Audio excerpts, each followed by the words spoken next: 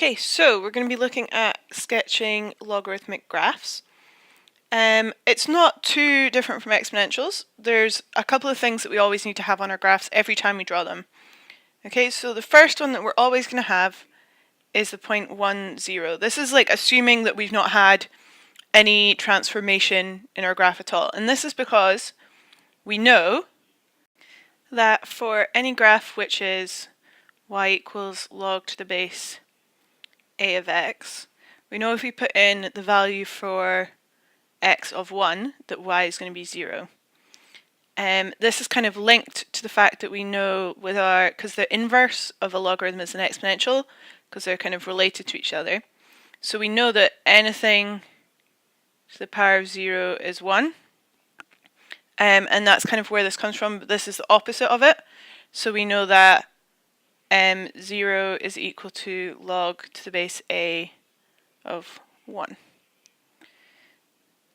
Okay, and the other point that we're going to have is we're going to have the point a1.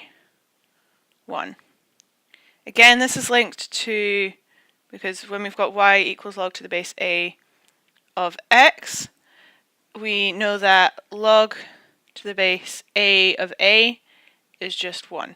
So if we put something, the same number in, we just get 1 as our output. So that gives us those 2 points there. Okay, so we can do this for like kind of any numbers we want, but if our a is greater than 1, then we're going to have a graph that is logarithmically growing. So our graph is going to grow like this. This point we know is going to be 1, 0. And we know we're going to have a point somewhere that's going to be a and 1.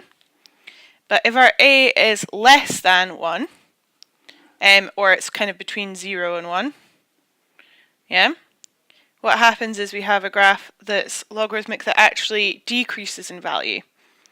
So it's going to go down like this.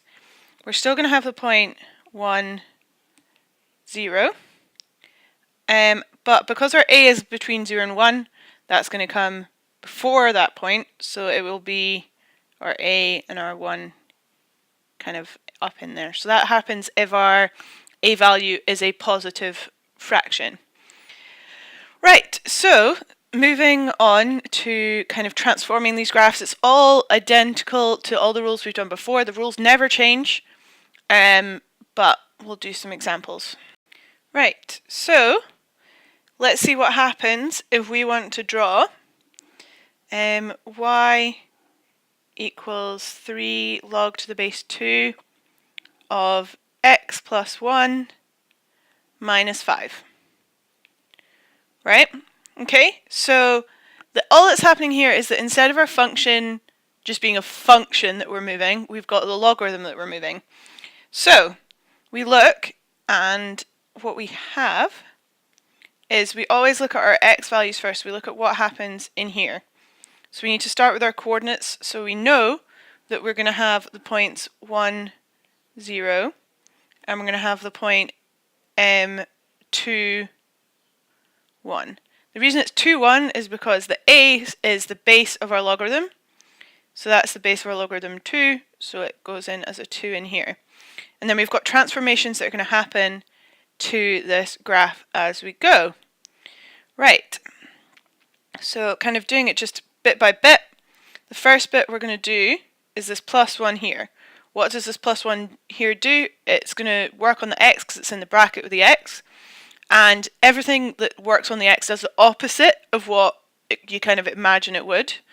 So because it's plus 1 there, that means we have to take 1 away from our x value. So our x value should have been 1, but it's now going to become 0. And our x value should have been 2, but it will become 1. Right?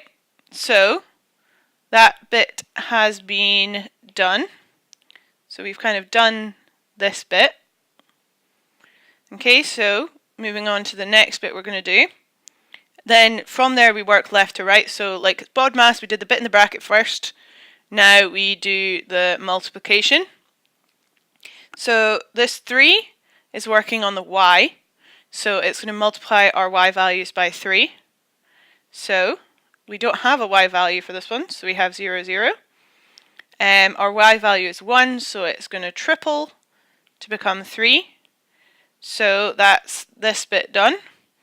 And then our last bit is to take away the 5. Again, this is from the y. Only the stuff like inside the bracket with the x affects the x. Okay, so when we do that, not in yellow, right? What happens is we take away 5 from our y values. So we're going to get 0 minus 5. And we're going to have 1 and minus 2. Okay, so that's the points that we're doing. The other thing we need to do with our logarithmic graphs is that we need to draw our asymptotes. Okay, but we'll get to that in a second. Right, so we draw our graphs. I always draw the shape of the graph first, mark my points on it. So I'll say that that one is 0 minus 5. Okay, and then I'm going to have my point, which is 1 minus 2 here. And then this is 0, so I can draw my y-axis in. You should obviously be using a ruler for this. That's my y-axis, and my x-axis, that's minus 2, so somewhere around here. Okay, so that's my x-axis. The thing we need to do now is all logarithmic graphs has an asymptote at the y-axis. So we need to draw where that asymptote has now moved to. Okay, so like logarithmic graphs never go into the negative x unless they've been kind of moved or transformed in any way. Okay, so what step is now kind of identifying what step actually did anything here? And it was our step where the +1, this changed our x values. That's the only thing we've done that changed our x values. So we can say that we know that this is now at x equals minus 1 because we've taken 1 away from that value. So we've now got that there. Okay. And that's that graph. Again, just following for logarithms, it's the same rules as everything we've done before.